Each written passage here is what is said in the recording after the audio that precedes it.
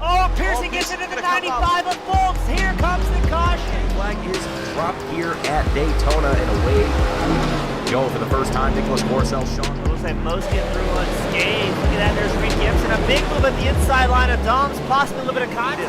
Now, as we've got three wide action going through turns 1 and 2. And they're underway. Eric Hahn takes a nice jump. Wilson hasn't let him go very far. Go out here for Circuit Spa Francorchamps. Alex Johnson's off to a brilliant start there. See just how oddly shaped this one is. We saw in the background Eric Hahn go for a bit of a swing, and he's gone and he's over. Move stuff. Cody Graham's the one-on-one up into second place. Alex Johnson 6/10 lead at the moment. They're dicey up front. There's Andrew Kessel, Justin Sang. They are ready to go. The lights are out, and away we go for the very first time here at Oklahoma International Circuit. Finley Fitzsimmons. Good evening, race fans, and welcome to the Old Bastards Racing League. Coming to you here from Darlington Raceway. We have a great show coming in for you tonight. Let's not forget that last week we saw the round of 18, the chase finally head up underway, and we will go through those drivers as the night progresses. But I hope you are having a great weekend here, as we do have Labor Day weekend underway in the US of A. So I hope you are very much enjoying yourselves, as it is a normal working week for me down here in Down Under. But we will bring you the action tonight on a beautiful Sunday night with the Old Bastards Racing League Kimball Cup Series, as we get qualifying underway. Now, we would like to say this series brought to you by Team Goon Squad in 1080p and 60 frames a second, give or take, if my Australian internet can allow me to do so. Jumping on first with, we're going to see the 62. I believe that's Michael. I think it might be Everham. It's actually slightly off Everhart. Okay, so I said Everham, Everhart. Unfortunately got that wrong. It was a little bit obscured by my rating here a little bit. He does have the nickname Titanium, which is kind of obscuring the last name for me on my live timing screen. However, we will certainly make reference to that, I'm sure, at some point or another. First time I'm seeing him out on track as far as I can recall. Greg McDaniel currently has your time, though, here at Darlington Raceway, up at the top spot. Our best driver here tonight, there is almost no contest, it has to be said. Dwayne the Man MacArthur is a clear favourite here tonight with 26 starts, 14 poles, and 17 race wins, with 21, I believe that is, top positions. Top 5, excuse me. So we were going to jump on board, but I don't believe he is out on track at the moment. So we're going to jump on board with Kermit Gentry instead and going to watch him go around the racetrack,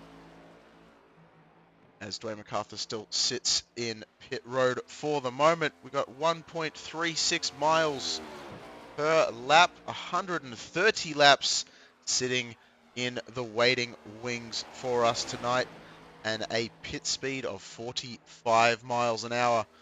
So certainly be looking for just what can happen, as Clint Rice takes top spot from Greg McDaniel. And he's going to lock that one in pretty well. It's interesting to note that we haven't had some drivers out just so yet. Dale Copeland in the Chick-fil-A backed number 55 machine did win last week's race at Daytona. Unfortunately unable to bring you the broadcast for that one, as I was definitely stuck in my little bed having many coughing fits. But we are back to almost 100% now and bringing you the action to the fullest of my abilities, which probably isn't saying a whole lot. But anyway, as we have Mike Watts, who's just going past. Dwayne MacArthur has finally made his way out onto the racetrack, so we will see if the 83 machine can bag himself a top spot once again as he makes his way into the 7th position. Not what he was wanting to see. Mike Watts made his way up into the 2nd place spot here tonight so far. So it should be, we should have a pretty good one coming into tonight's event. Hot pit is between turns 3 and 4. There is a lot of room underneath the racing line with no banking and a lot of runoff here at Darlington, but a very tricky track. Turns 1 and 2 so different from 3 and 4, and it can be a very big challenge in order to get the positioning of your vehicle to its fullest. Make your way around the corner. MacArthur not able to knock off the top spot of Clint Rice, so not adding to his pole tally here tonight. Unfortunate to see as Josh Robinson right up against the wall, and he's going to continue to make himself known as he's just, I believe, just finished out on qualifying. So yeah, not going to be able to make it any higher than that, but we have done, and we get ready for the race here tonight. And there it is, Josh Robinson already straight away onto the grid. Clint Rice is going to be starting on pole with the man that we are expecting to see up front here tonight, Dwayne MacArthur. Rice proving he may have something for him on the front row. Michael Watts starting in the 3rd position with Josh Robinson alongside in the 4th position. In our 3rd row, Dale Copeland, winner from last week, alongside Greg McDaniel. Our 5th row made up of Wayne Hufford and Shane Wiseman, with our 6th row of Tom Ogle and Cameron Shosey. Sorry, that's our 5th row. Our 6th row is Darryl Winiger and Dustin Martinson. Not sure where I went wrong there, as we're trying to get our way back into the groove of things. Row number 7, Sean Foltz and Jack Yeagerman. Row 8, Brian Lynch and Dan Hill. Michael Everhart, as we were seeing first and foremost, Mr. Titanium in the 17th position with Courtney Nelson alongside him. Chris Bates and Joey Buscemi, nice to see him back in the 10th row. 11th row, Brian Lindsay and Kermit Gentry Jr., followed by Lloyd Moore and Bruce Pearson in our 12th row. Keep cycling on back. 13th row, John Hinchcliffe and John Hastings, the two Johns looking to make their way up through the field. Mark Schrader and Alan Wanamaker in our 14th row. 15th row made up of Patrick Martindale and Jonathan Thea, who does have a penalty here tonight, as well as John Hastings, so he will be starting back as well. We also have Mark Fish and Troy Baker in our 31st and 32nd positions, making up our 16th row, with Lonnie Corey, our lone triple number driver, showing up during the round of 18. Hopefully he will be able to sort himself out and maybe even make some moves and prove that he is one of the big boys here tonight as he makes his way to the front. But we're going to get ready to get going, and I can tell you that I am prepared for something absolutely phenomenal. Darlington is the only racetrack that I can say for 100% certainty that I have been to in my NASCAR, I guess, love affair over my 10 years since starting to watch from 2012. Fortunately missing what a lot of people would call the golden era of racing, but I certainly saw a good one. A great finish. Martin Truex Jr. took it home in 2016. I was there. If you were there, I probably saw you in the stands and didn't even know you. As we get underway, Clint Rice and Dwayne MacArthur side by side. Rice is going to have the inside line, and Dwayne MacArthur is going to have to tuck in behind in the toe. Mike Watts having a nice run just there, managing to squeeze out Josh Robinson for that 3rd place position. And Robinson has a mirror full of McDaniel as well, not too far behind, as single file is all the rage here at Darlington Raceway. Lloyd Moore, another driver that started further back, starting to work his way up already. He was one of those drivers that also had a penalty to serve early on. Look for him in the 26 knee-backed machine to work his way back up to the front. As Rice has already separated himself just a little bit from Dwayne MacArthur, showing pace early on, as we are so used to seeing him do 0.4 of a second, already setting a very, very quick lap time in a 29.76.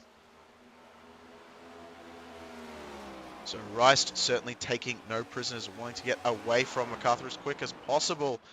Closest battle on track, Sean Foltz in the middle of a sandwich with Dustin Martinson just ahead. Jack Yeagerman just behind.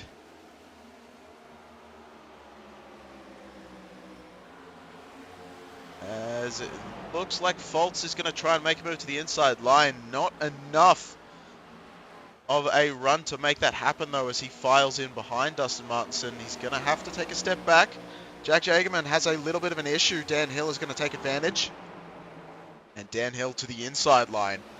And he is going to make that one maybe stick, as Yeagerman really sends it on the high side line. Unbelievable driving from these two, staying side by side. They're still side by side, crossing the checkered line back into one. But it looks like they're going to have to give, and Jack Yeagerman does. Dan Hill takes that spot away. And what has just happened right before our eyes? Caution, yellow flag. An undeniable caution coming out. Dustin Martinson absolutely spun and flipped to the inside.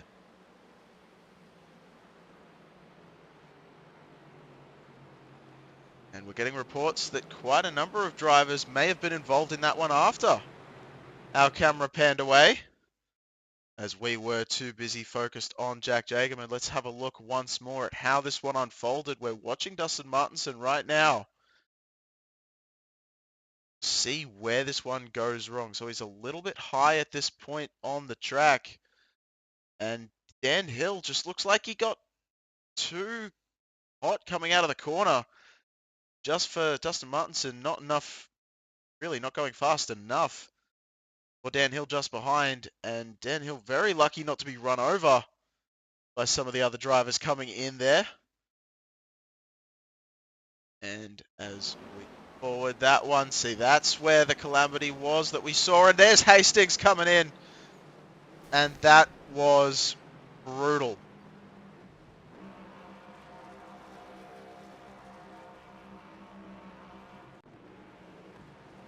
So that is the report. When we said more cars may have been coming in. And unfortunately, it just looked like there was no brakes being held from Dustin Martinson. Came back up the racetrack into oncoming traffic. And John Hastings just absolutely nowhere to go. And I believe that he's not the only one that got a little bit of a clip of damage. I believe that was... I know I saw the Google machine. I'm trying to remember who actually owns that machine.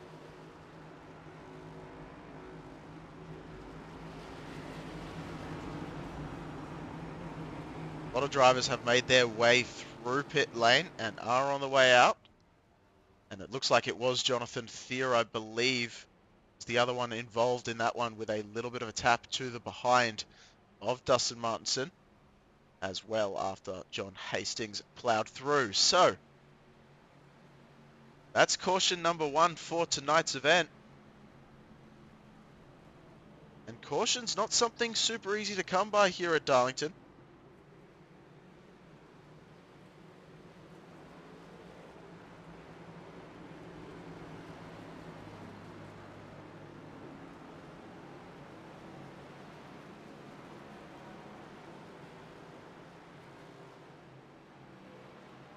We'd like to thank everyone for coming out in chat once again. Love doing this every single week. Love seeing you all turn up, and it is great to see Jeremy Mayo, Pac-Man CT, Steve SimStation, Git Player TV, and Michael Dow, as well as Parabola, also coming in the chat side of things. So nice to see your input. Thank you very much. for turning up, showing your support for the drivers, maybe even the broadcaster, and the broadcast itself. Steve SimStation reminding us as well about the Darlington stripe, very, very famous. Darlington stripe, of course, referring to drivers tagging that outside wall, and already had its share of people grabbing their stripe tonight. I'm sure we'll see more as the night wears on. Clint Rice taking a nice jump in front of MacArthur. Mike Watts is going to take advantage as well. Oh, no, thought better of it for a second there. That's going to be interesting with a side-by-side with Dale Copeland and Greg McDaniel. As coming side-by-side out of turn 2 can have its very big challenges, and it looks like Copeland is going to stay in front of that one. As Greg McDaniel checked up on that inside line. Very respectful from McDaniel, as that inside line is definitely the preferred lane with the way that turn 2, it almost acts like a 90-degree with some banking assistance while you're already turning on the entry. It's a very, very complex set of corners from turn 1 to turn 2. And very hard to dial it in and get it right. Courtney Nelson in 13th, just a little bit further back from Sean Foltz, who we were currently watching, having a little bit of blinking issues. It looks like that may have sorted itself out pretty well as he just goes again, as the commentator curse strikes. Glenn MacArthur setting the fastest lap of the race, as he makes his way, catching up to Clint Rice just in front. We did hear a driver catching a Darlington stripe in our headphones. Not sure if it was Rice or not, but definitely someone near the front. As MacArthur, not content with staying behind Rice, trying to show that there's a reason he's the most dominating driver here at Darlington Raceway.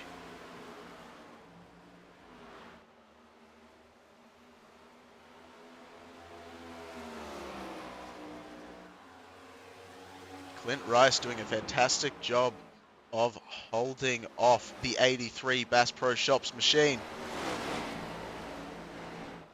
It has to be said, shout out to, well, I don't know if I should be shouting it out, but Dwayne MacArthur with the Bass Pro Shops, definitely the title sponsor of Martin Truex Jr. when he won that race that I was at back in 2016. That was definitely one of the highlight trips of my life, gotta say. Love NASCAR, got very, very nice reception all around the southern part of America. And very, very much enjoyed myself as Jack Jagerman, I believe, just made his way past Cameron Shosey for the 11th place position. Jack Jagerman making his way up the field not quite as quickly as John Hinchcliffe. This man has gone up 10 spots since the start, from 25th to the 15th position right now, and on an absolute tear.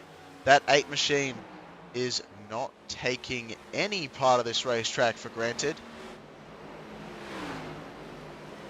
as he makes his way up to the top half of the field. As you can see around him, just a massive gap between 14th place and 16th place, with John Hinchcliffe slap bang in the middle. Looks like there's a heated battle back in the field as Bruce Pearson is trying to tag along behind Mark Fish. Now these two drivers sitting in the 28th and 29th spot, as Bruce Pearson does take that position away. I believe Mark Fish is going for a strategy of keeping it together, trying to get those bonus points. We do have 5 bonus points for a 0x here tonight, up for grabs for the chase contenders, of which Mark Fish is one. So it looks like he may be employing that strategy at this point. Jonathan Thea jumps out of the way as Clint Rice and Dwayne MacArthur make their way through lap traffic there. And we are down to 29 cars on the lead lap, 17 laps in out of 33. So certainly not bad at all. I'm sure we'll see that wind down a little bit as time goes on.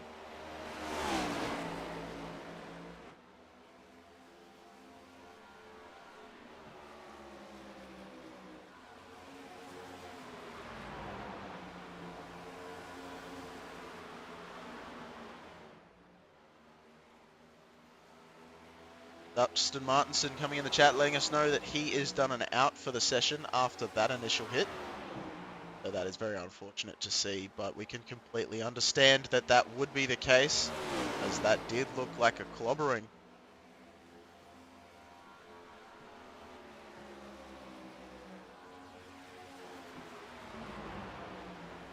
As we're going to see our closest battle on track right now. In the 15th position, John Hinchcliffe still making his way through the field.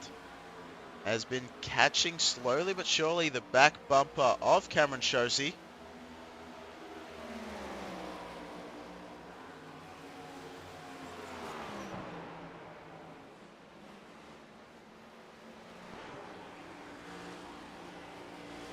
can see just in front, that is Jonathan Thier on that low side, so not going to be too much of an issue for these drivers to get around, as Hinchcliffe is trying everything to catch up to the back bumper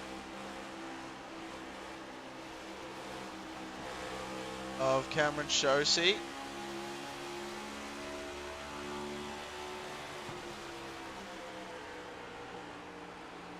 Machine holding on strong for the moment. Bit of a sniff at the rear end. Not quite able to do anything with it out of turn 4, coming into turn 1.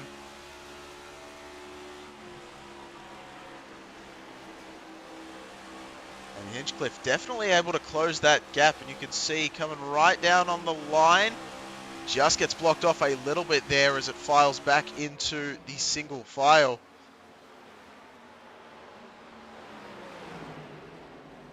John Hinchcliffe is definitely on a tear right now, and he gets a little bit loose coming out of turn 4, able to hold it together though, and still somehow gain that spot from Cameron Shosey up into the 14th place for John Hinchcliffe.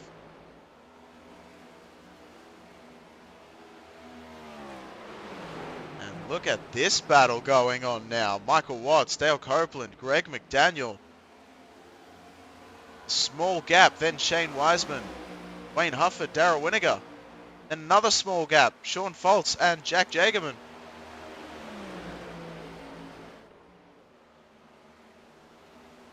All the way from 4th down to 11th in this big line that we see right here on screen. These drivers certainly not slouching as they are all over each other. Jack Jagerman is going to make the move and pass Sean Foltz for that 10th place spot.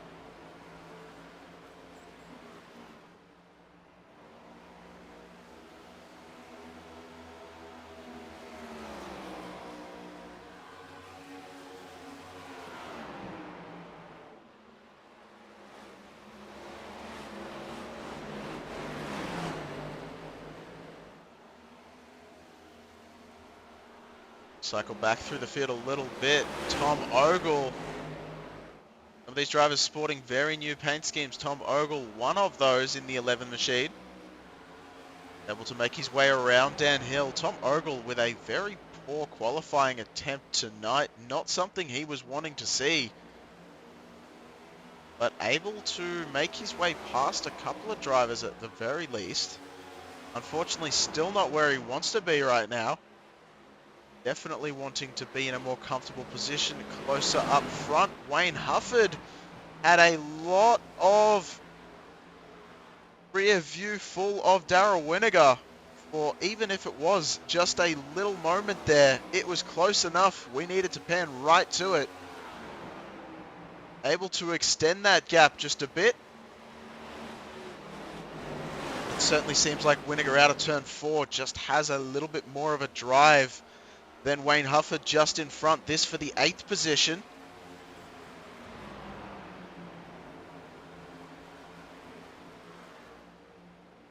I believe that was Cameron Shosey that we saw coming out of pit road, and it was John Hastings still down pit road. I believe he has done an out for the session as well. Greg McDaniel with a move on Mike Watts. Side by side as they go over the start-finish line into turn 1. Someone's going to have to give. And Mike Watts does so. Shane Wiesman thought about taking advantage. And all of that has backed them up to Wayne Huffer just behind. Winigo waiting in the wings as well.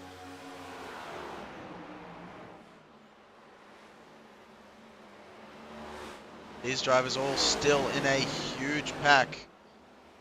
Meanwhile, Clint Rice, Dwayne MacArthur, Josh Robinson have separated themselves from this pack. Robinson a bit of no man's land by himself in that third place position, but Rice and MacArthur still fairly close together, about half a second. Separating those two. Make sure we don't miss anything to do with that one. As this big pack continues to unfold, Winigo with a little bit of a bobble, bit of an issue. Going to have to relinquish that 10th place spot back to Sean Foltz, who he passed only a couple laps prior. And get that machine dialed in underneath him. We have heard from drivers very, very loose on exit. And we're seeing just small inklings of that. Now we do have a fuel window coming into tonight of around 75 to 80 laps. So it should be a one-stop race if we go from full tank to full tank. With that caution maybe extended a little bit more to around about the 90 lap margin if we can make it that far on fuel. That will be pretty impressive. But looking at the 80 lap or so mark for most of these drivers to come down pit road. Now it looks like things have quieted down just a little bit so far. Mike Watts still leading this pack, not too far behind him. As Tom Ogle and Courtney Nelson are in their own battle for 14th. And Courtney Nelson has let the Ogle by.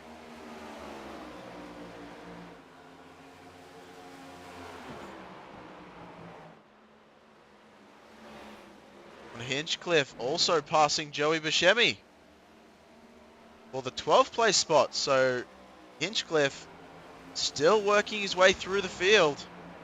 And we have missed that pass for the lead, as I said we weren't going to. Dwayne MacArthur up to the front. And it almost makes me wonder with that lap traffic. I believe that is of Alan Wanamaker, who was our 18th place driver. The last one to make it into the round of 18. I wonder if that had anything to do with that pass.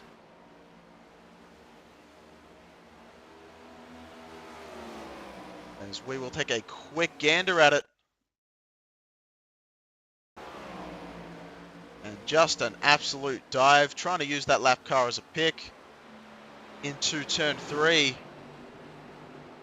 And Rice had to give him the spot. Ooh, and almost getting loose on exit as well goes Dwayne MacArthur, but thankfully keeping it underneath him, and that was the pass for the first place position.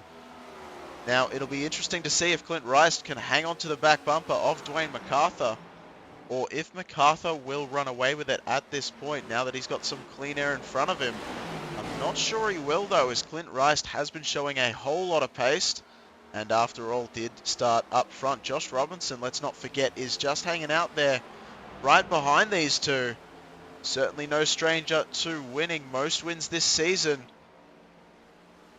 And also our All-Star winner this season. Wayne MacArthur, winner of the regular season here at the Old Bastards Racing League. The minor championship, as some would say. As we made our way into the chase.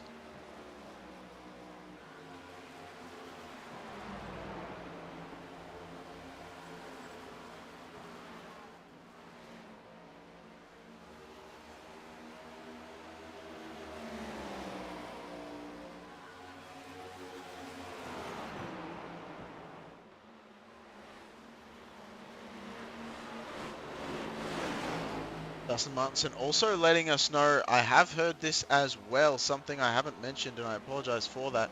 Tyre wear is going to be a big issue now. We're seeing our live timing software showing that Wayne Hufford has crashed. And, oh, that's a doozy. Wow, what a thing to miss. Okay. What has happened here? We stayed green, but we're going to have to back this one up. I'm pretty sure we have stayed green for the moment. Yes, we have.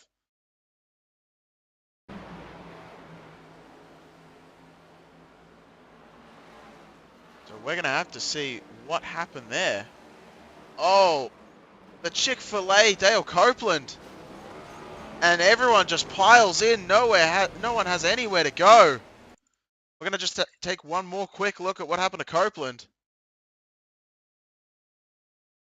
And, okay, so behind Wanamaker. Wanamaker takes that inside line. Not fast enough for Copeland's liking. Trying to get around, couldn't find a way around. Tries to get back up the racetrack without spinning. And just unleashes calamity.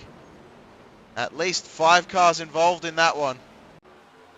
Unbelievably staying green through that. That's astonishing. But that has certainly shaken up the field. Josh Robinson has made his way around Clint Rice for the 2nd place position. And meanwhile, Wayne MacArthur has gotten himself a 1.4 second gap. So I have no idea how all of this has just... It's just all gone so wrong so quickly.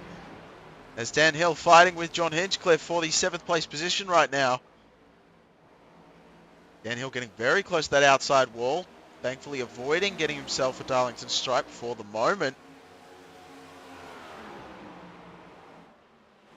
Dustin Martinson letting us know, how is that not a caution? And I totally agree with that.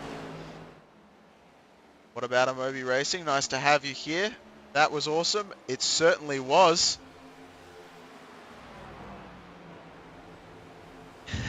As we continue to watch the action, John Hinchcliffe and Lloyd Moore, your 2 biggest movers of the race, 17 spots and 14 spots respectively, are going to be battling it amongst themselves here in a minute for the 8th place spot. And all of a sudden we saw Clint Rice make his way back around Robinson. As these two continue to have a very interesting duel. Robinson's going to have the run out of turn 3. Excuse me, out of turn 2. Don't know how I got that one wrong. Robinson's not going to have a look to turn 4, though. It's not going to be enough, or is it?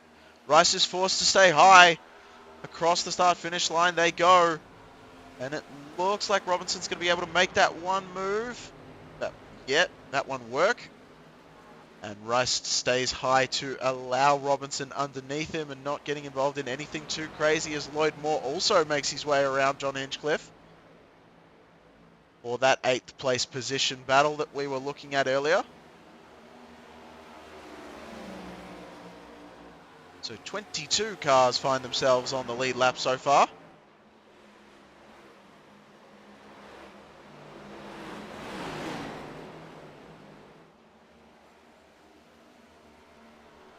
We have quite a few retirees at this point, I would say.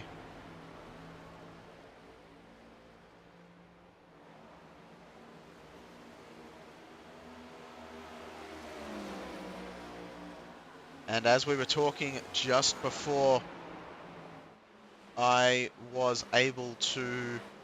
just before all of that calamity unfolded, we started talking about tyre wear, that was hinted towards us, and that is exactly the case. Tyre wear is playing a huge role in this race, and we expected it to do so from the offset. Very challenging surface, a very old surface as well. And certainly not helping the tyres one bit. It's going to be an interesting decision. How do we manage positions on track, going around lap cars? As you can see, Patrick Martindale earning himself a Darlington stripe in front of your leader. But yeah, certainly interesting to see how they manage tyre wear as well as track position being such a huge role in Darlington.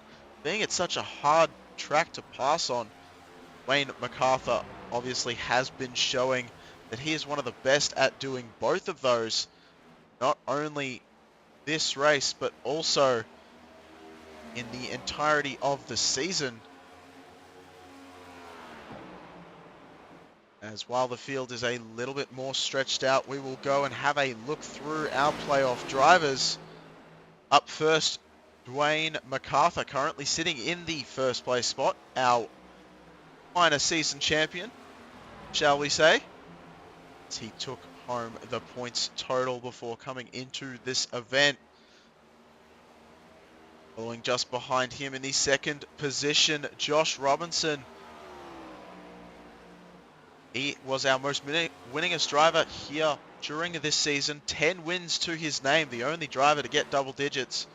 Certainly one that was dominating this entire race up to this point. Clint Rice comes down pit lane. So that's a development as he comes down and he makes the 2-stop that Dustin Martinson was talking to us about in chat after he parked his machine. Tyre wear such a huge factor. Rice has decided that it is time as he comes down pit road.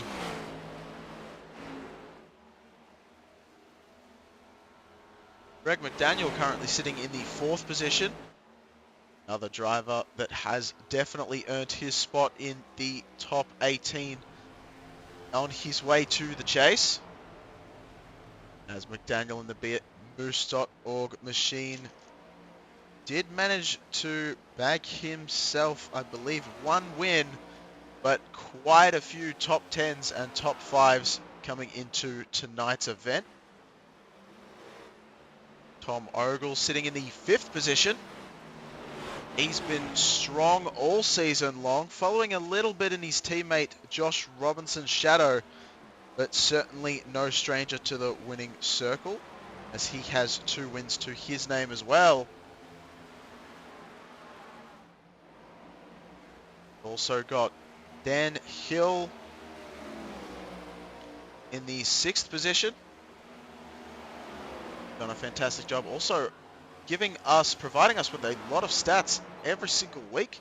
So very, very thankful to him as he continues to make his way around towards the higher end of the pack every single week. Lloyd Moore as well, 26 machine, doing a great job there as he is sitting in 7th position right now. I believe that's all the drivers in the top 18 that are in the top 10 right now, as we will read off the list because it'll be so much quicker, as we currently watch Brian Lynch trying to make his way to deal with Chris Bates just ahead, and Clint Rice coming through trying to get his laps back. So, as the list reads, because this will be a whole lot quicker as I realize just how long that would take me: Josh Robinson, Dwayne MacArthur, Tom Ogle, Mike Watts, Greg McDaniel, Wayne Hufford, Cameron Shosey, Chris Bates, Brian Lynch, Bruce Pearson, Ryan Lindsay, Troy Baker, Daniel Hill, Lloyd Moore, Mark Schrader, Mark Fish, Robert Garisco, and Alan Wanamaker.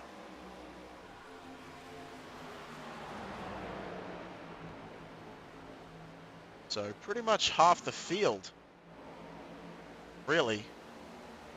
So probably a good idea I didn't go through the entire field, because we would have been sat here for probably until the end of the race, trying to go through all the drivers, especially as slowly as I was doing it.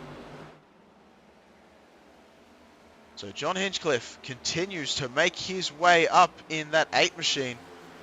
16 spots currently to his name.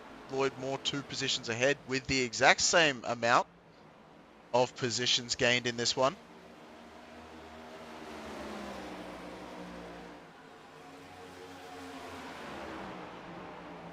And what's really impressive is just the times that John Hinchcliffe has been able to hit especially considering that he's on his worn tyres, and you couldn't ask for a better timing than that to announce just how his tyres are coping. As that 8 machine went for a little bit of a school field trip to the inside maybe take a look at the museum that is here at Darlington Raceway before getting back onto the racetrack. So Courtney Nelson is fighting for that position now after that little bobble, and Courtney has his own.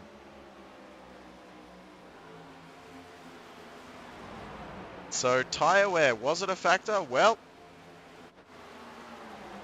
I guess it's showing its true colours right now as we take a look at Brian Lindsay, not too far behind Brian Lynch and Chris Bates.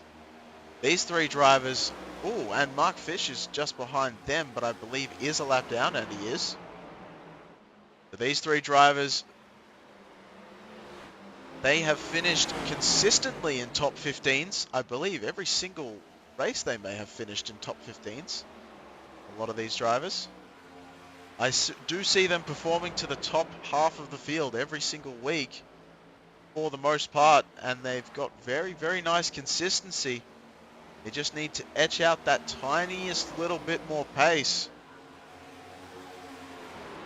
And that is all it will take to be able to get these 3 to those top spots. Joe Buscemi comes down pit road. Relinquish his position on track. And allow Chris Bates into the top 10.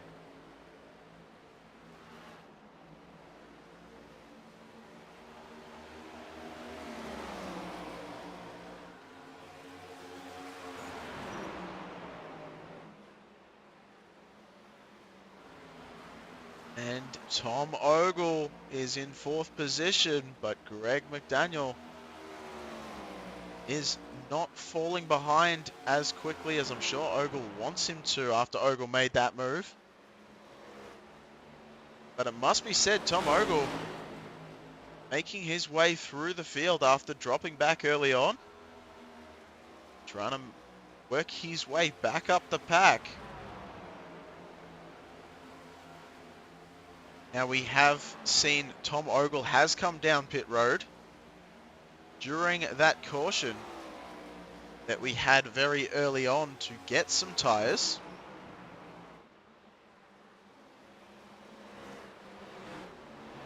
So drivers who have not pit yet, Dwayne MacArthur, Josh Robinson and Shane Wiesman, your top 3. Tom Ogle, the first car to pit, but did pit very early on lap 6 in the 4th position. Greg McDaniel in 5th also has not come down pit road. And the first machine to have pit during our green flag cycle is Clint Rice. Currently 1 lap down in the 16th spot. And unfortunately not in the lucky dog position as of yet. But I'm about to change those words as he's just made his way around Gentry Jr., bringing himself back into that lucky dog spot, I believe.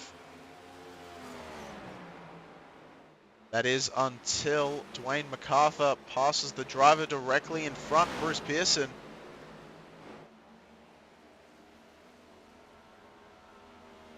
Lap 65 of 130.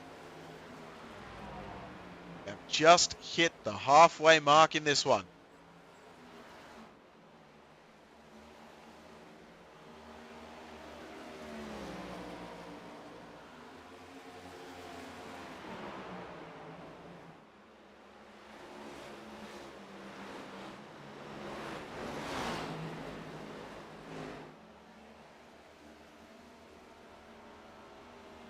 There's a close looking battle. The 2 Bryans still going at it. The 9 machine and the 24. Certainly no stranger to seeing each other on track. The 2 Bryans spend a lot of time around each other.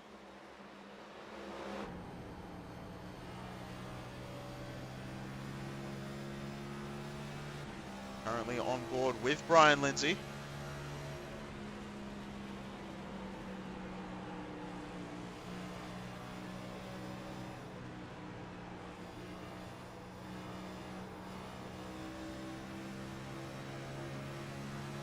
Lynch, it looked like, got held up a little bit by Bates there.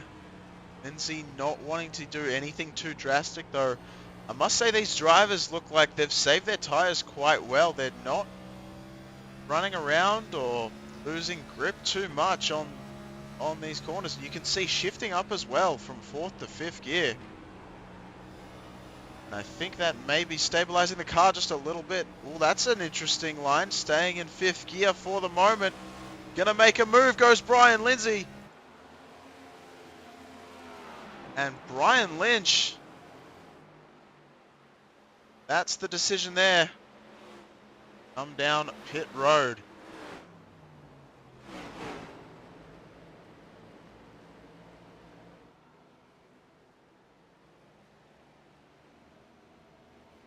Brian Lynch, Shane Wiseman as well bringing it down pit road from the 3rd place position. Greg McDaniel from 5th also coming down pit road. And Dwayne MacArthur has come down pit road.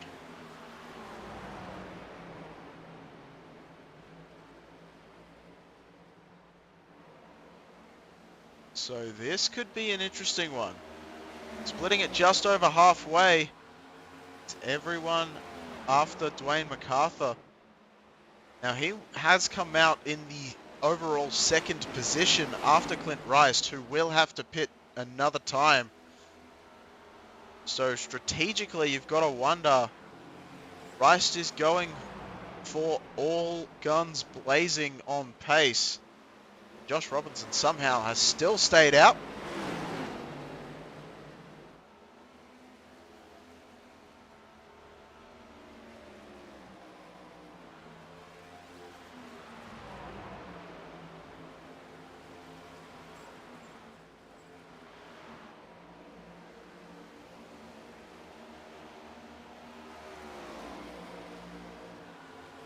So Josh Robinson continuing to turn laps.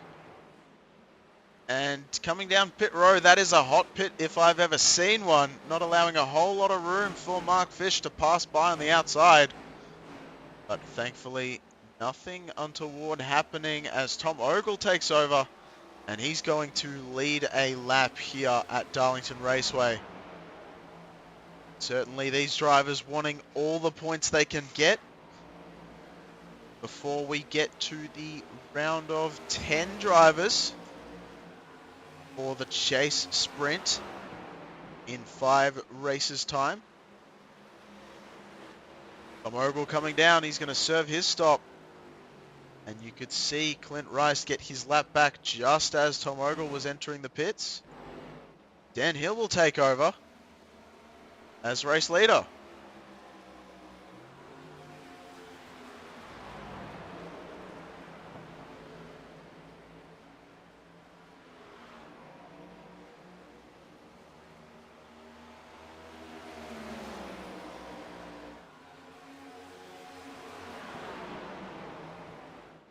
And Hill coming down pit road. Dwayne MacArthur going to have to be very careful not to get involved in the rear of that one.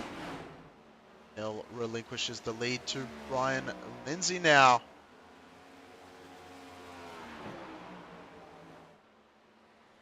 Brian Lindsay has made his way around Chris Bates. So Lindsay's going to lead a lap.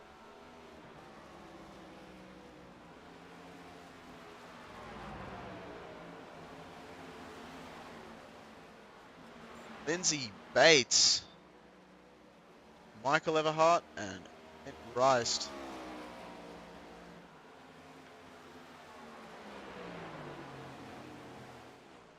Well as Dwayne MacArthur making up your top 10 positions. Brian Lindsay coming down pit road.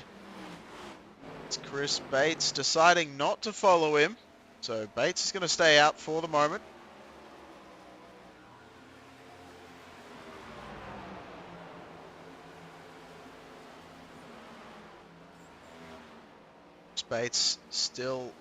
Chris Bates and Michael Everhart, the only 2 drivers who have not come down pit road yet during this cycle in the top 10. And it looks like Bates is desperate to get down there, but he's going to have to stay out one more lap. Not able to cut it down as quick as he wanted to, as there were drivers in the way. he's going to have to make sure that he sticks to that low sideline, because here comes Mike Watts. And Watts is going to try something on the inside line. Chris Bates is not going to want to see that. Let him go and then tuck back down. The pit lane was open for him. Decided not to take it this time either. I thought he was trying to take it last time. But this time decides to stay out. So John Hinchcliffe right on the back bumper as well. The yellow flag is out. And the yellows come out. What a way to change up the order and change the way things are done. So Chris Bates saved by the flag, as well as Michael Everhart. At first and third spot, Clint Rice as well is going to be a big winner.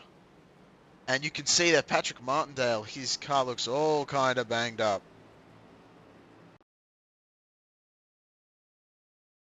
That's Robinson underneath Martindale. Martindale gets a stripe. Oh, and that is just, that's about as unfortunate as you can ever imagine it to be with where everyone is. Wiseman gets into Lynch. And then Lynch, I'm sure, is going to be sent up back into Martindale. No, maybe not. Oh, no.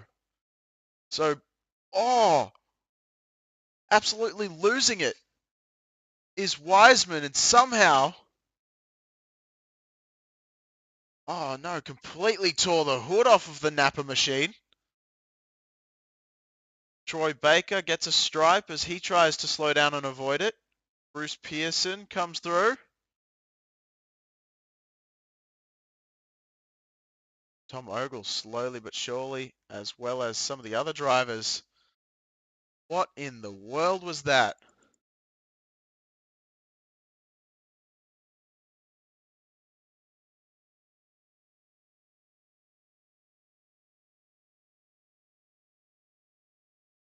Get a bit of a different view on it.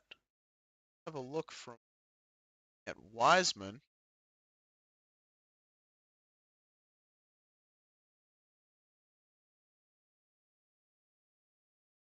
So let's take a look at this one. So as we look at it down, Martindale goes up high, collects the stripe. He's going to be a bit slower. Lynch sees an opportunity to get round. Wiseman is to the inside. Lynch didn't know he was right there. And there is not enough room at the banking. And Darlington 4-3 wide. That has been proven time and time again. And it just looks like completely loses it as he tries to avoid spinning to the left. And Wiseman sends himself straight up into the path of Patrick Martindale. And just absolutely gets clobbered. You can see the Napa bumper flying in there. And, yikes. Oh, no! And that happened. And then that happened! So Troy Baker completely stops in the middle of the track. And that has hurt Greg McDaniel. As well as who else was that? So more goes on as we keep trying to take a look. So Troy Baker gets plowed by Brian Lindsay. And then Greg McDaniel as well. Oh, the caution just can't come out soon enough. And sometimes that seems to be the way.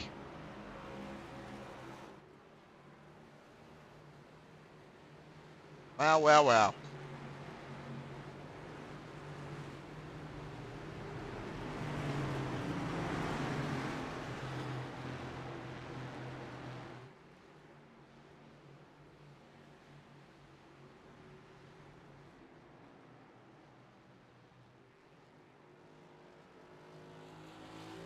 Shane Wiseman, you could see just beating the pace car out there. And wow. All right, so we're getting ready to go once again. after, as Dustin Martinson just said in chat, and that's what I was just about to say after that mess of a situation. So Dan Hill is actually finding himself up front. Clint Rice in the second position. Josh Robinson in our second row alongside Chris Bates, who gives himself a Darlington stripe under caution, as well as Tom Ogle and Michael Everham in the third row. Michael also giving himself a Darlington stripe under caution. This track certainly taking no prisoners, as it never, ever does. As you'd expect, almost every driver coming down during that caution, except for Dan Hill, who decided to stay out. So he has 5 lap older tyres. We're going to see what kind of impact that has on the restart. Green, green, green. As we go under green, and it looks like Dan Hill doesn't get quite as nice a jump as Clint Rice on that high side. It's going to be enough to keep him in front, though, as Robinson also tries to get around Rice. You can see the run on Robinson's machine was absolutely phenomenal. He was able to make that one work. Ogle tried to follow him through. Rice was there to block it. Dwayne MacArthur is trying to work his way back up through the field as well, to where I'm sure he thinks he rightfully deserves to be. Taking 2 cars in one corner.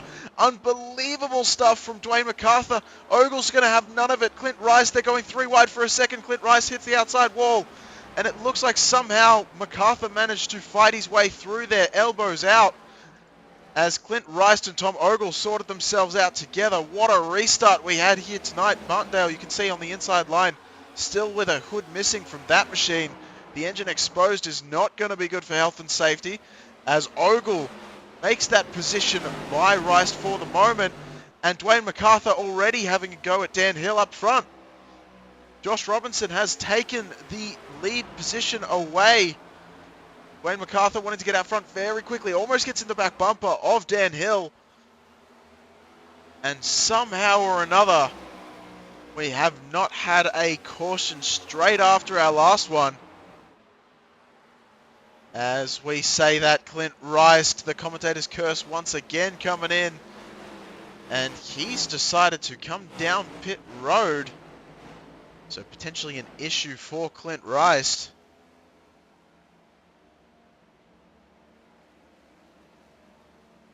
We're going to have a quick look and see if we can see anything that happened there to Clint Rice.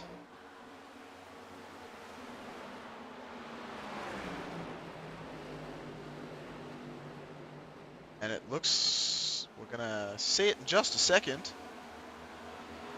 As they go around to turn 1 is where it kind of happened, I believe.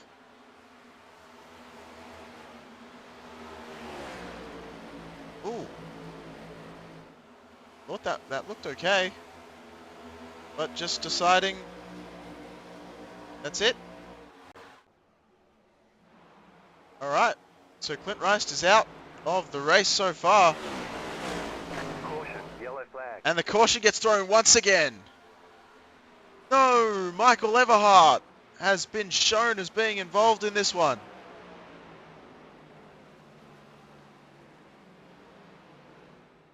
The track too tough to tame is proving why it gets its name. I'm a little bit proud of myself that I rhymed that, even if no one else is. So we've seen Everhart, we've got Wiseman showing as being involved in this one as well. The day just goes from amazing to bad and then to worse for Shane Wiseman if that's the case. So we're looking at Everhart right now.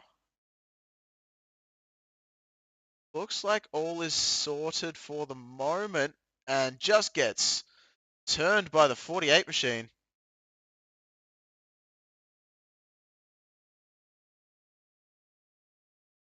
Then they both go up into the wall and just, I think, just barely clipping some of the other drivers.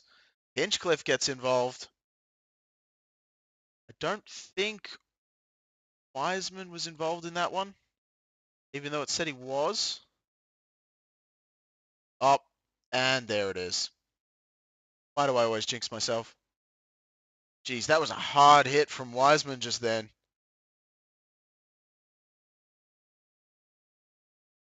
And Wiseman Oh, he has just not had a good day. You can see he's already a bit damaged from earlier incidents. Sees the smoke in front of him, goes down to avoid it,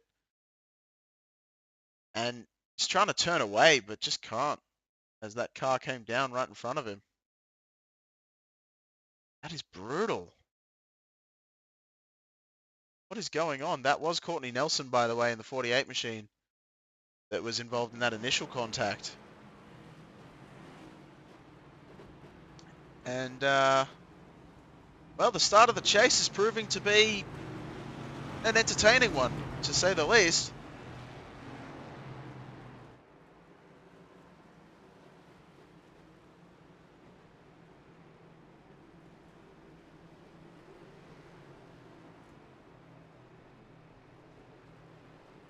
Well, once again, I hope you're enjoying your Labor Day weekend.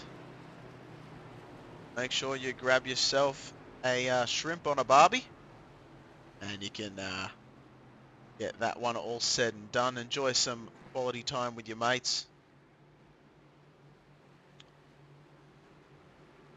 Have a shrimp on me. So, Josh Robinson is going to take over that top spot. Look at Patrick Martindale's machine. Just, we're going to have to get a close-up on that one. Look at that. I mean,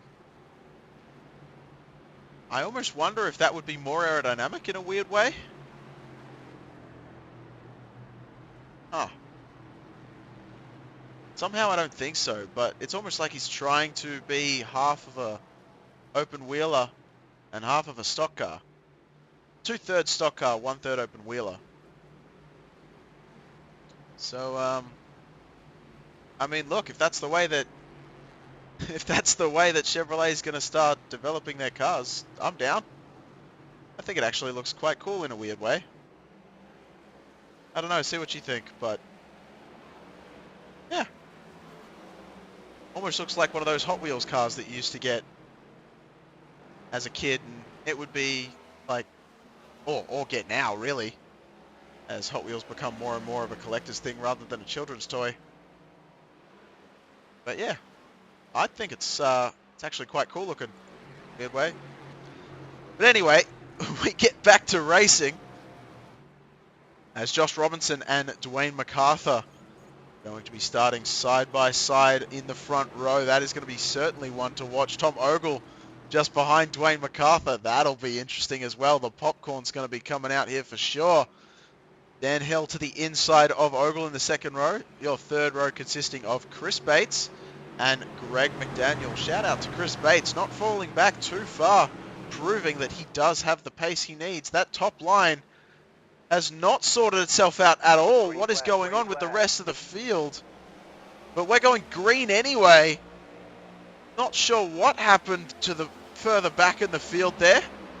After about the fifth row, it just went to absolute calamity. But hey, we gone green, and that's the way we've taken it. So Dwayne MacArthur has started up front. Josh Robinson and Tom Ogle have managed to stick in their relative positions. Dan Hill and Greg McDaniel making your top five. John Hinchcliffe through Chris Bates, going to make his way wall riding Ross Chastain style, making his way around through into the sixth position. Chris Bates sticking in seventh for the moment, doing a great job. He is, with Brian Lynch, not too far behind as well.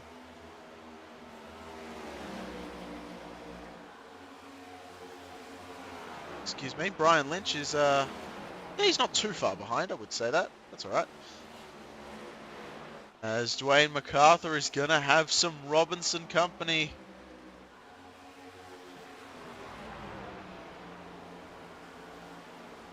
So the alien, as we affectionately call Josh Robinson, which on closer inspection is not the, probably a very friendly way to describe someone, but it's meant all in good faith. iRacing, of course, the term alien, indicating that he is simply better than everyone else at pretty much everything he does. So that is where that term comes from. as Dwayne MacArthur continues to find himself out front. And once again, as we've seen all season long, trying to hold off the Miata team that is undeniably super strong with Josh Robinson and Tom Ogle leading the charge for them. So this being your closest battle on track for the moment. After we've gone back to green, Josh Robinson not wanting to let MacArthur out of his sights.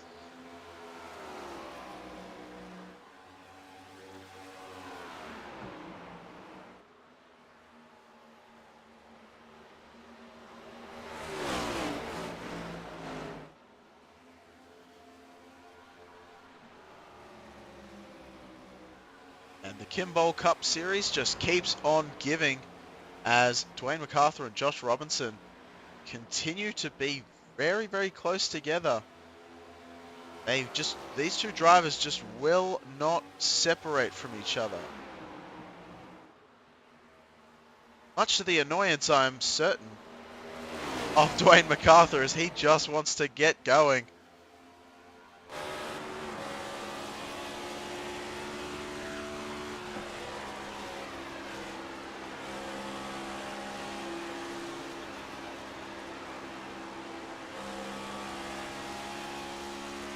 As you can see the stream of cars, there's a little bit of a gap between most of them. But certainly you can see Robinson is looking to close his own gap and close it quickly.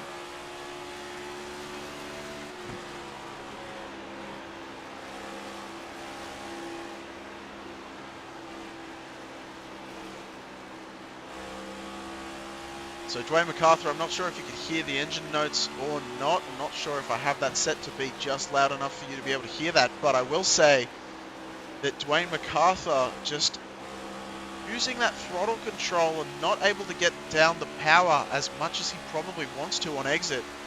That's allowing Josh Robinson to catch up ever so slightly on the exit of these corners. Doesn't have the drive in, but certainly has a lot of momentum coming out of the corner. You can see right there, just has a few more mile an hour, I think, under his belt to catch up to Dwayne MacArthur.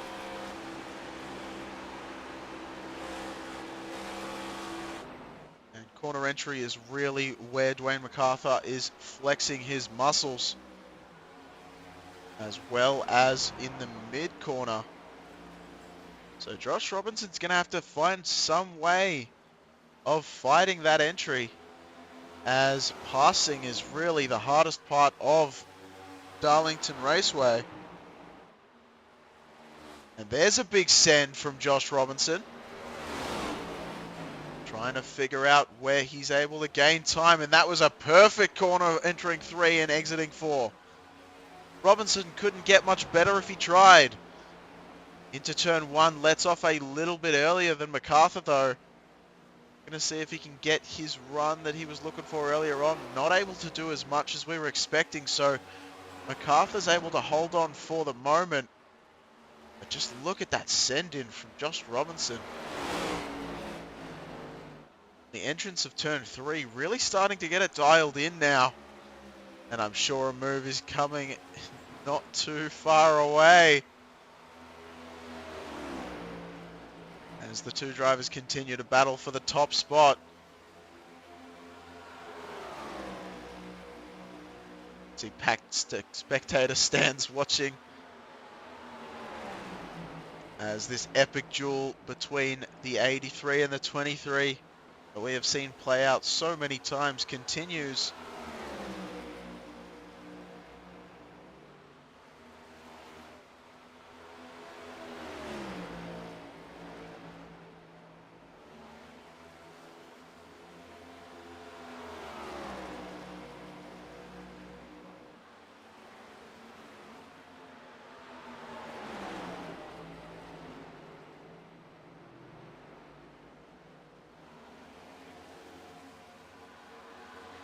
Almost makes me wonder, is Josh Robinson pushing to the most of his ability, or is he just staying behind Dwayne, trying to figure out exactly what Dwayne is doing and looking to make a move, as lap traffic could play a role in that one. As, wow, that was... Did I see that right? I believe I did see that right. That looked like it was Lindsay going way off to the inside. Absolutely wanting none of it.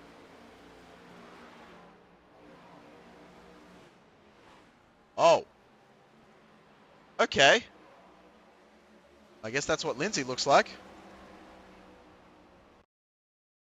As we did see a report about a crash right in front of the leaders, and that's probably what it was. Oh, coming down to get away from the leaders.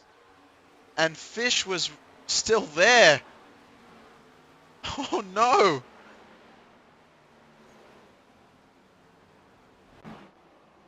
Okay, so the hits just keep coming. And the leaders, I'm sure, very thankful that those two drivers didn't come back up and interfere with their driving. But man, oh man, this just keeps on giving as Dwayne MacArthur continues to try his best to hold off Robinson. But this has been allowing Tom Ogle, you can see just in the background, slowly but surely closing that gap. Only 11 cars on the lead lap right now, and Alan Wanamaker is one of them. That driver, as we said earlier on, employing the strategy it looked like from the start of taking it easy and not getting an X at all, has been proven, and there's the shunt The for yellow Dwayne flag is MacArthur. out. The yellow has come out as he is in the middle of the racetrack. And Hinchcliffe gets a little bit of a stripe coming through, but oh, Nelly. I think there might be some words exchanged in that one. I'm not going to lie. You can see Robinson to the inside of Dwayne MacArthur. Plenty of room between the two of them. And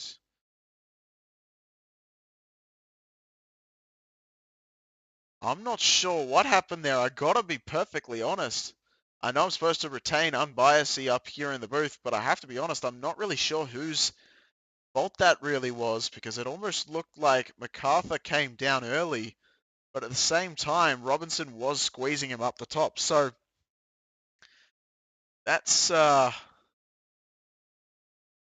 way, there is certain to be words there, and Greg McDaniel very lucky to avoid getting involved in anything there. But man, oh man.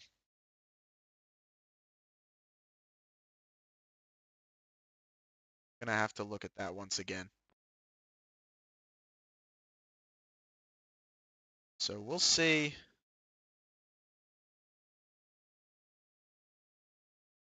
Have any better camera angles? So that's not gonna be. What if we go for Ogle nose camera? That might be the best one we've got. Let's take a look in real time. So the pinch, and then, oh, I'm still not sure.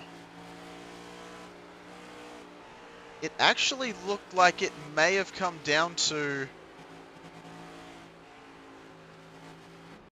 it looked like it may have almost come down to a moment there where there was a bit of net code from Robinson squeezing MacArthur a little too hard, and MacArthur just being sent because it looked like he just got turned way too quickly.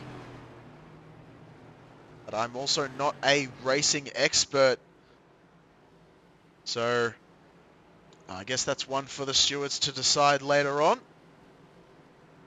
And we're going to continue.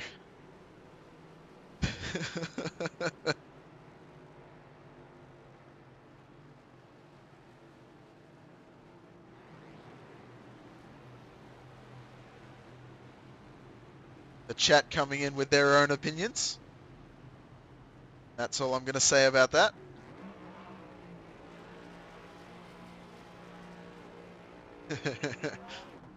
As we see drivers come down pit road, Josh Robinson, Alan Wanamaker, Joey Buscemi, Kermit Gentry Jr., Cameron Shosey, Jonathan Fear, all down pit road.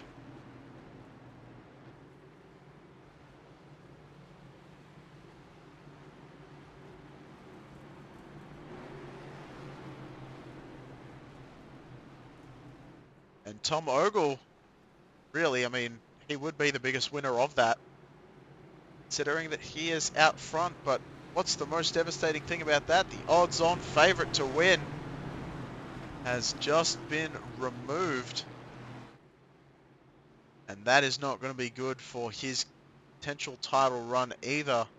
Thankfully, 4 more races after this one to make up for it.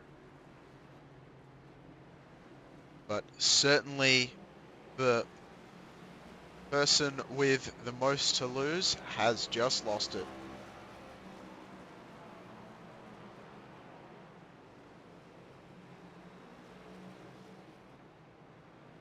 I still want to say the biggest winner of this entire race, sitting in that 9th position, Alan Wanamaker, who's been trotting along, doing his own thing, kept out of harm's way from everyone, stayed consistent, made sure he was safe, and has made his way into the top 10. Absolutely astonishing racing from the 74 machine. So good on ya, Alan Wanamaker. So we're getting ready to go back to green once more. Tom Ogle, Greg McDaniel going to show what they can do up at the front row. John Hinchcliffe and Dan Hill starting just behind them. Chris Bates and Lloyd Moore bringing it back in the 3rd row. Green, green, green. And we're back racing under green here at Darlington Raceway. 18 laps to go. Tom Ogle gets a nice jump out front. And Greg McDaniel is going to be a little bit high. Dan Hill's not quite able to do it. And there's a caution straight away. Cautions breeding cautions, as we've so often seen. And that... we were going to shout... karma from what I can see here. Not sure that entirely works depending on who's at fault for the last one.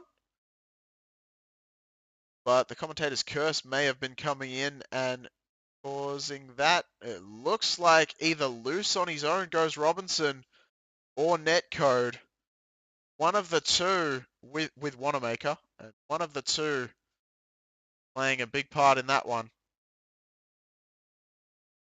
Is he able to keep it together, Robinson? Or no, he got smacked by, I believe that's Buscemi.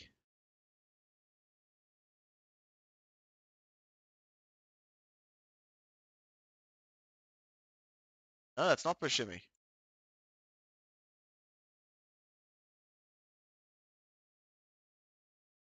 Huh.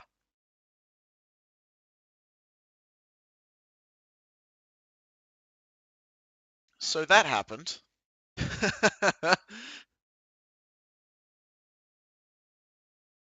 And then we got Courtney Nelson and Joey Buscemi were listed as being crashed. So what happened there?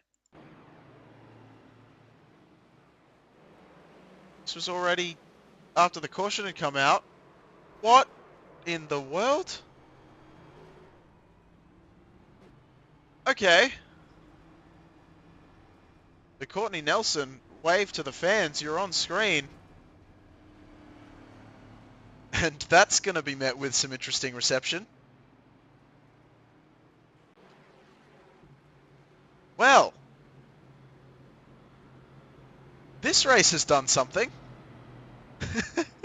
What a race to come back to. As, yeah. Right, well. Tom Ogle still out front. Greg McDaniel in the 2nd position. Dan Hill in the 3rd spot with John Hinchcliffe. Once again, alongside with Chris Bates, and now Lloyd Moore finds himself in the 6th position.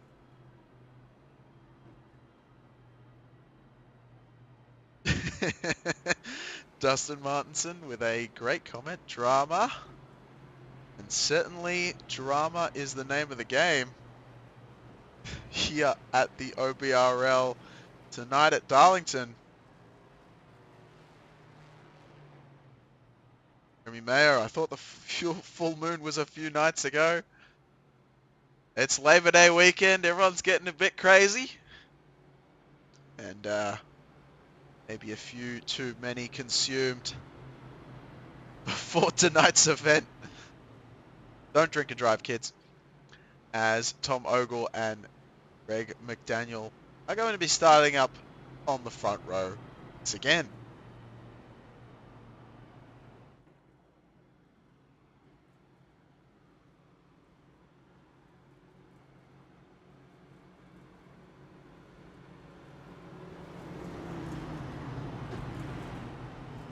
So while I got a little bit of spare time, I can talk to you a little bit more about my holiday. Not that anyone's really interested, but yeah. So South Carolina was very interesting. I found out something which I didn't know, which was that for some reason, and I still to this day am trying to work it out because I don't really understand it. No one seems to be able to explain it to me where a point where it sticks in my brain. But I tried to buy some beer before I went to the track. And I was told by the supermarket, I guess, attendant person, the bag lady, they say. She basically said I can't buy beer on Sunday, which I thought was a pretty interesting rule. Let's go with that. And then you get to the racetrack, and they're selling beer on a Sunday. So I still find that one very, very confusing, and I'm sure someone can tell me once again the rules on that one. But yeah, definitely some interesting rules, I'd say. But yeah, I guess that was the case. I have a fly sitting on my screen now. Fantastic. Why are there so many flies? Anyway, Tom Ogle and Greg McDaniel. As Greg McDaniel's name actually is where the fly has landed, so we're going to see if that affects his driving at all. And it looks like it hasn't actually. I've got the power of the fly as it now sits on my notes. As Greg McDaniel and Dan Hill fight each other for the second place spot. I'm falling apart in the booth just as the drivers are falling apart on track. John Hinchcliffe in the fourth position, still stable and maintaining his position pretty well. As I say that, gets a little bit loose. Alan Wanamaker surrounded by a lot of machines right now. Josh Robinson able to make his way through. So Wanamaker wants to keep it clean. Remember, 5 bonus points for this top 18 if they retain a 0x. And I believe Alan Wanamaker might be one of the only ones with a 0x. Heading into the end of this race. Certainly be one of the few. As Tom Ogle continues up the front. Ogle, McDaniel, Hill, Hinchcliffe and Moore still retaining your top 5 from the start. Hinchcliffe looking a little bit loose on exit, continues to do so. Meanwhile, from the look of it, you saw there, Brian Lynch was making a move around Mark Schrader. Schrader, one we haven't talked about so much this race, up 19 positions so far. Probably be 18 in a minute though, as Josh Robinson is on an absolute tear as he wants to make up as many positions as possible. That 12 machine, again, one of those drivers who's just been not involved in anything, just going around his daily business and doing a fantastic job. Again, one of those machines that is in the top 18 and just wanting to get as many points as possible here tonight. And doing a fantastic job of that. Tom Ogle not getting out as front as far as we expected, as Greg McDaniel is keeping him locked into his sights here.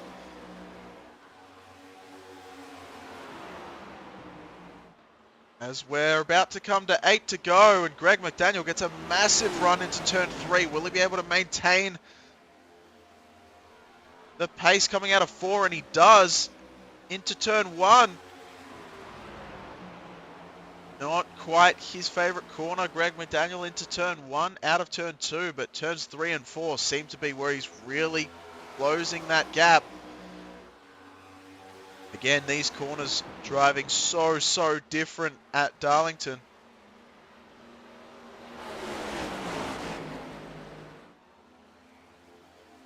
As Greg McDaniel continues to get closer and closer. So Ogle is sitting in there thinking, where did McDaniel come from? But here he comes, slowly but surely. Dan Hill and Hinchcliffe as well, waiting in the wings. They haven't disappeared at all either. As I say that, of course, Dan Hill actually disappears thanks to internet connection. What is the timing so far tonight? It's insane. As Tom Ogle continues to be out front. And this night gets more and more entertaining. The further and further we go into it.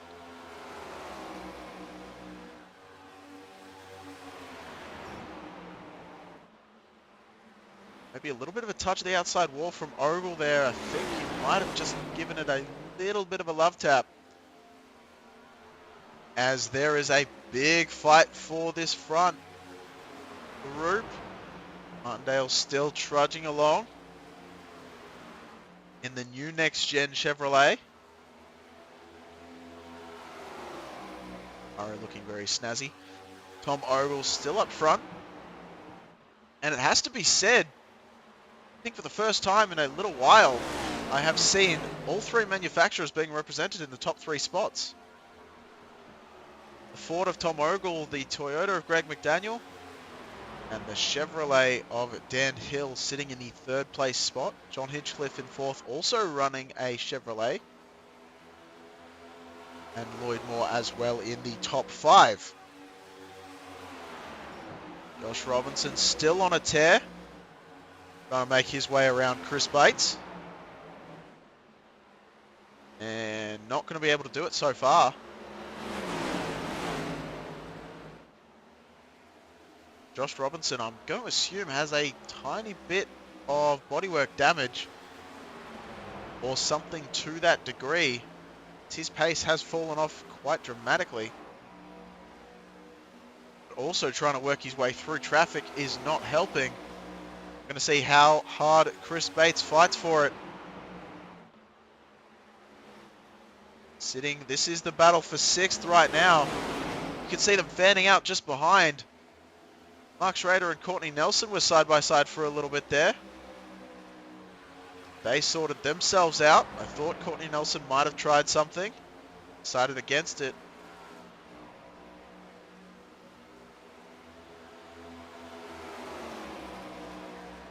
Courtney Nelson, there's the move on Mark Schrader, able to get it done. Nelson moves up into the 9th spot. Yellow flag is out. Go back up front because it's the final time we're entering turn 2 right now. McDaniel is going to have to send it real hard if he wants to take anything from Tom Ogle. I don't think he's going to have the pace to do it, and oh, sends it pretty deep. It's not going to be enough though into turn 3. Out of turn 4, here comes Tom Ogle, Greg McDaniel, and Dan Hill. 1, 2, and 3. Take a bow, gentlemen. You were able to get through. And I believe without too much incidents either.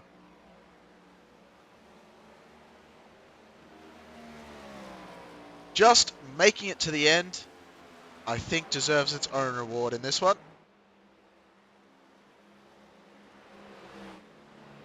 So that was about as hectic a race as I could have ever predicted, and I didn't.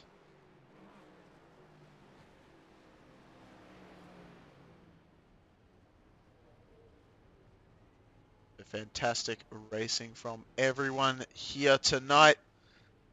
So we'll get ready up the grid for you. Tom Ogle bringing it home in the top spot for Team Miata. Greg McDaniel, Last Ditch Racing, going to be bringing it home in the 2nd spot. And Half Throttle Racing coming home with Dan Hill in third, John Hinchcliffe as well in fourth, and Lloyd Moore bringing himself into the top 5. As always, thank you for joining us. I'm going to basically let the results cycle through. And as we do that, we will prepare for driver interviews.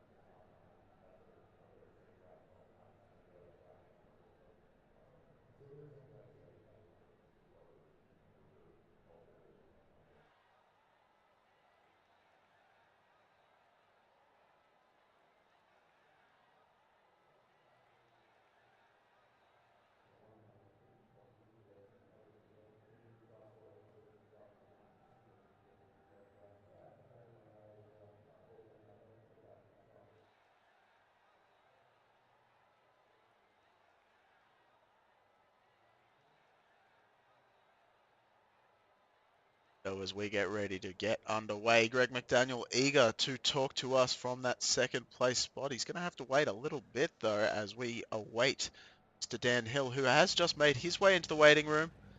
And I'm sure Tom Ogle will be too far behind. And see his name not too long ago. He is available for a chat as well. So we'll bring in Dan Hill first and foremost. Dan Hill, have you got a copy and how was that race? Dan Hill. Yeah, buddy. Welcome to the booth. How was that race from your perspective, my friend? Well, I'll tell you what, it's when I started out, I knew, mistakes were going to be made. It's Darlington. I'm cautiously optimistic when I come here because, I do run fairly decent here, but it's just sometimes you just can't help it, and especially when I got caught up in that first incident, I was ready to rage because, I felt so bad for getting in the back of him. I had to take a penalty, and I'm super stoked that I was able to turn it around and kind of, say not today and got up there and, still got here. So I'm pretty happy. Well, Dan, do you want to talk us through that incident? Because I'm going to be honest with you, I'm not sure I remember every single one because there were quite a few out there on track tonight. Yeah, I think it was the number 19 was in front of me, and he looked like he got a little loose, and I think he was going to drift up and hit the wall coming out of 2, and by the time he slowed up, I just really couldn't do much to keep from hitting him, and I hit him hard enough, and it just turned him straight down into the wall. I mean, I feel awful about it, but it's one of those things, like, it's kind of hard. You're going so fast that when a car kind of taps the wall like that, it kind of puts a parachute on there. Yeah, it certainly seemed like that was the case. And I tell you, even just making it through this race, let alone a top 3, you got to be pretty proud of that though, because this seemed like an absolute storm, I guess is a way to say it. I mean, it seemed like it was a pretty good go. Then we had that early caution. Then I thought, okay, we'll go green the rest of the way, and I guess it evolved from there. Yeah, it just completely came undone. This is not typical of the OBRL. We're usually pretty clean here, but we definitely had more cars here at Darlington than we normally do, and it's so hard. When you're catching somebody who's slower than you, a lot of times mistakes are made, and you have such a narrow window because the groove is so narrow that if you make one false move or you think he's going to make the car in front of you is going to go one way and you try to go the other way, then he comes down, there's nothing you can do because you're going so fast and you're on that edge that you're going to end up wrecking each other. Yeah, and so just talk to us just quickly about that at that edge specifically. It seemed like a lot of vehicles out there were getting loose, and you were no exception to that either. So tell us what that tire wear was just like, and did that force your hand on doing a little bit of an early pit stop? Yeah, I mean, this track, it's really hard on that right rear, and if you do not save from the very start of the run, you will pay for it. And luckily, because I mean, not luckily, but because I got caught up in that incident, I went in, got tires, and I had about 10 lap fresher tires uh, because of that, and it allowed me to really, I mean, I was really surprised. I was able to keep my calm and keep from over driving the car, because it's really hard when you're back in traffic that, you really just, you want to pass all the cars that you can while you can, but you got to not panic. If you don't panic and you hold on and you try to save that right rear, it pays dividends on the late run. Certainly seemed to be the case. Well, Dan, we will let you go. Thank you once again for bringing me the data sheet, as well as I'm sure everyone else appreciates that as well. But before we let you go, who would you like to shout out here tonight? Friends, family, sponsors, the floor's yours. Yeah, shout out to my mom and dad. Let me hang out at their house and race. Shout out to my wife. She had a rough week this week. I was actually in Arkansas earlier this week. She's doing much better, so that's awesome. And then if you get a chance, check out Find a Way Home. It's a new album from MXPX. It is a banger, man. It is absolutely awesome. And thanks to you for everything you do, and thanks to Dwayne for all that he does in this league. Because without him, this league wouldn't do what it does. All right, sounds good. Well, we'll let you go, Dan. Enjoy yourself. I'm going to check that album out, I'll be honest with you. So, but before I do, I got a couple of interviews to do first, but we'll catch you later, man. Have a good one. Yeah, you too, bud. Thank you. All right, that was Dan Hill bringing it home in the third position. Next up, Greg McDaniel in our second spot. Greg, how are you feeling?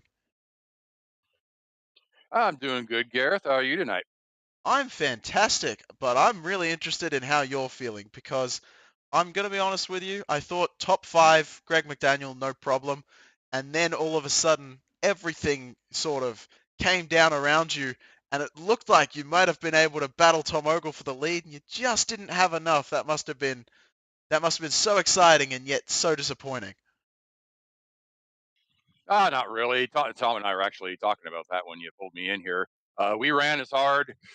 That was as hard as I had ran at any point in the race by far, not even close. And same with Tom. But I think we took the last green flag there with 16 laps, and from having run the practice session yesterday and other things, I kind of with 16 laps to go, about about 18, 20 laps is where you would start getting loose out of the corners and having issues if you ran hard like that. So I figured that it wouldn't be an issue to push it like that. And Tom was pushing it. And this track is somebody's you got to have a great amount of skill over somebody, or somebody's got to make a mistake to pass here. Because it's really hard to pass here otherwise. Yeah, we were mentioning that at the top of the show, but it was definitely hard to pass, but we did see quite a few being made, and that was always interesting to see. Now, I am curious, did you find yourself starting on the outside lane any different to starting on the inside lane? Because I believe you started on both sides.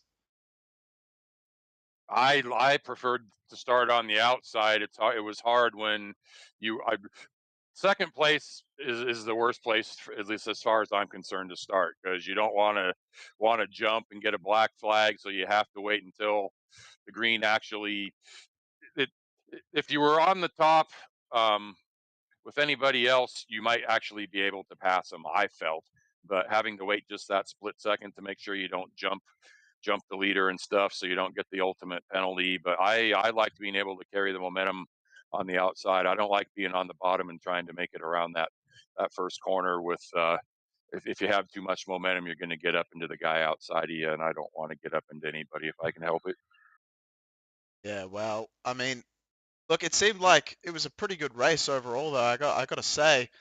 And Greg, as I said, we weren't talking about you a whole lot because you seemed to find, at least as far as I could tell, as far as I can recall, you seemed to find that sort of hole where you were in a good spot, but you weren't really battling too hard with anyone for the majority of this race. Was it more a case of managing tire wear and managing how the track was changing versus managing people around you?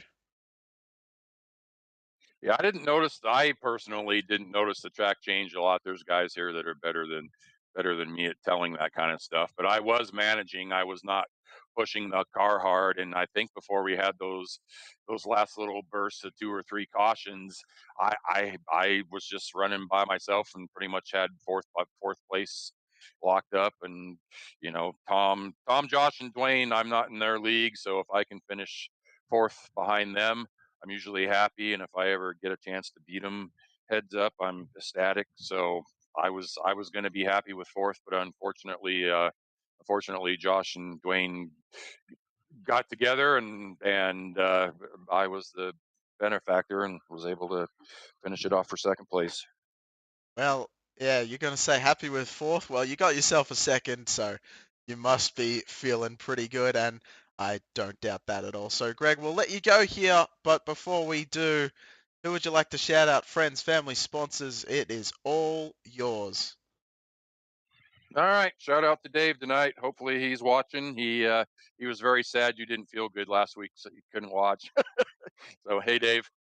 Thank you to our league sponsors: Aerologs, Admin Box, Butt Kicker, Victory Lane Sports, and Kim Bull. Thank you to all the great racers in this league. I'm sure there's a lot of other leagues that this race would have been nonstop caution after caution. So good job to everybody. And lastly, thank you to the admins that run this league. There were 3 of them here tonight, and 2 of them are my teammates. So Dwayne and Brian, keep up the good work. Mark Schrader helps along with a lot of stuff too, and Josh actually does too. So thanks to all those guys, and as always, thanks to you, Gareth. All right, well, cheers. Thank you very much, Greg, and I look forward to seeing you in the next few races. I hope so. Sounds good, man. I'll catch you then. All right, good night. All right, that was Greg McDaniel bringing it home in the second place position. Last but not least, the man that everyone always loves to talk to, Tom Ogle. Welcome to the booth. I gotta ask you several questions, but the first one, I guess we can start with, how are you feeling after this win? Lucky. It was just lucky. Like, besides running into the back of Wayne like a buffoon at the beginning of the race, like if there was a wreck around me, somehow I just slithered by. Dwayne and Josh were the fastest cars, and I was kind of trying to save, thinking maybe I might take a run at them later, but just so lucky.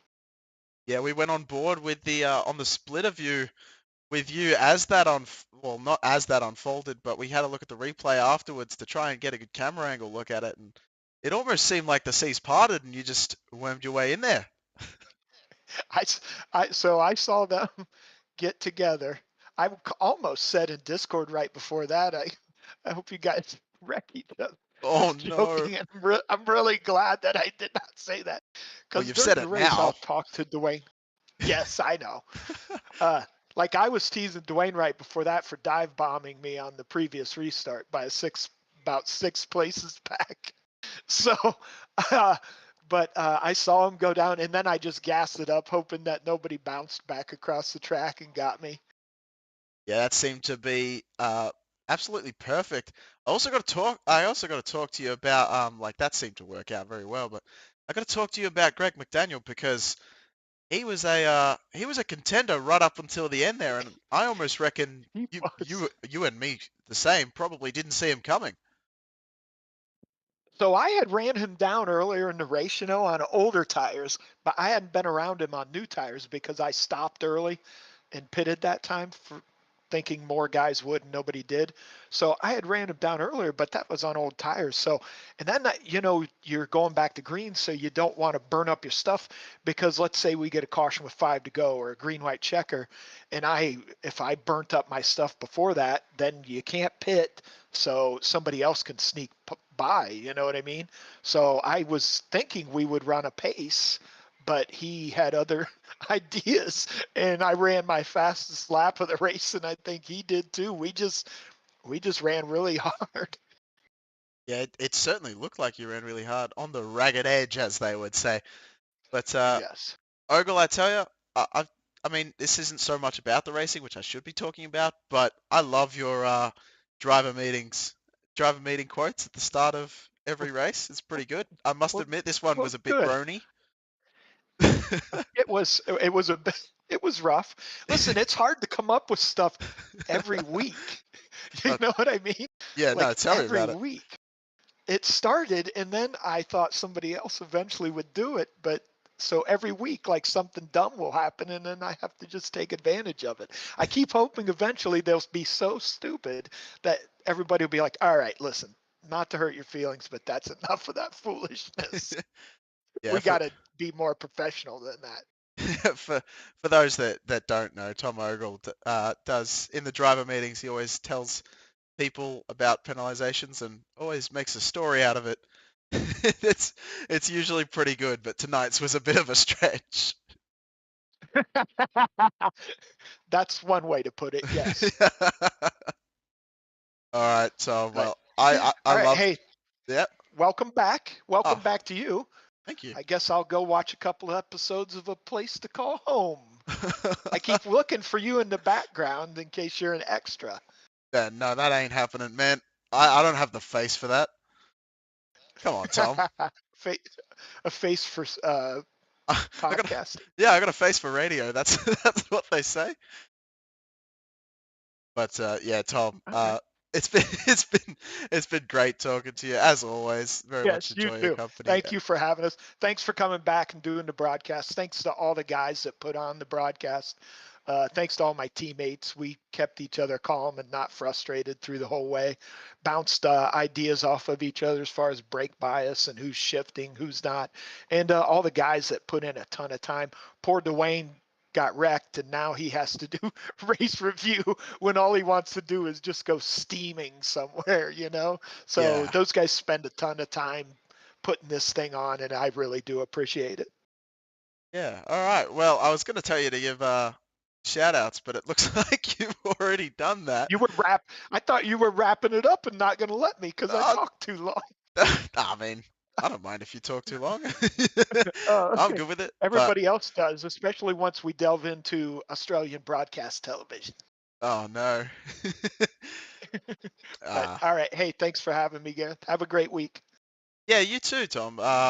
You know, it was awesome to watch you come through the field, and you know, I look Yes. forward to seeing you Thank you. drive not only through the field again, hopefully not because you'll start up a bit stronger, but just drive around again next week and continuing weeks.